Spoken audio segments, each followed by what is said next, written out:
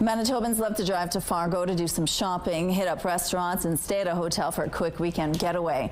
But since U.S. President Donald Trump has started a trade war with allies and called Canada the 51st state, many Canadians and Manitobans are boycotting American products and avoiding travel to the U.S.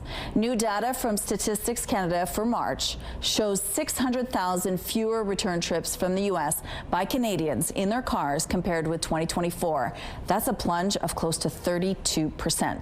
Joining us now from Visit Fargo-Moorhead, a Fargo tourism organization, is President and CEO Charley Johnson. Good morning, Charley. Good morning. How are you today? I'm well. Thank you so much for joining us. Now, Manitobans have always loved to visit Fargo, do some shopping. We have had a really great relationship, haven't we? I think so, yes. And I mean, the love is reciprocal, Rochelle. People in Fargo-Moorhead and West Fargo, and I know also my friends in Grand Forks and Minot, everyone across North Dakota and Minnesota we all love our Canadian visitors, and they're a huge part of the economy, you know, not to be crass about it, but we love the fact that they like to come here. And of course, everyone in business here loves the fact that you spend money here too. So we're sad that that is diminished right now. Yeah. So since President Donald Trump has started calling us the 51st state, Canadians and Manitobans are boycotting U.S. products and traveling to your country. Have you noticed this? Have you seen a huge trend in parking lots and businesses around there?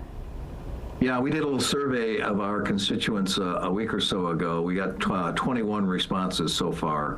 2/3 of those 21, I think 13 were hotels.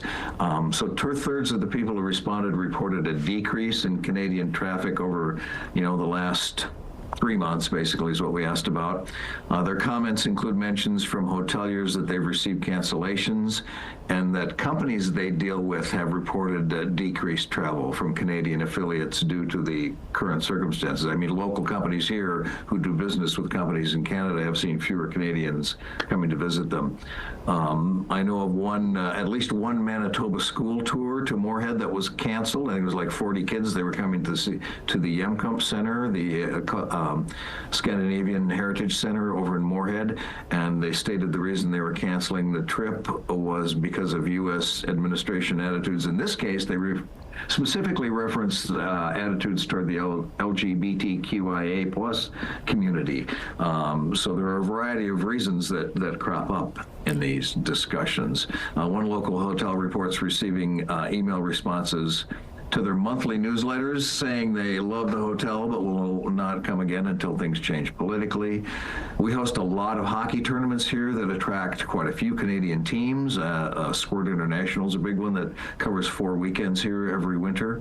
A few of those teams have chosen not to come, and we're pretty sure that some of the teams that kept coming, fewer of their families and fans were accompanying them. I mean, if you want stats, I don't have March yet, but we look at the Pembina border crossings here. And so from February of 24 to February of 25, passengers in personal vehicles dropped by 40%, similar to what you mentioned earlier. Mm-hmm. And the number of actual vehicles dropped by about 25%. And so I think we're going to see more drastic declines when we get the March numbers. So what have businesses been saying to you to try to turn the tide on this? I don't think anyone has a secret bullet to turn the tide on this. It's not something, it's not something that our businesses instigated.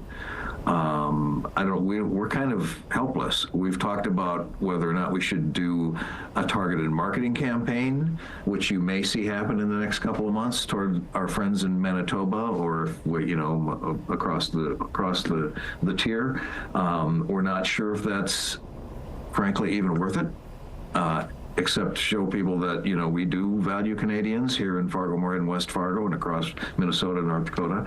I don't know that it's going to move the needle in any way, shape, or form. We may try to see if we can get our hotels and businesses to offer some deals that might attract people.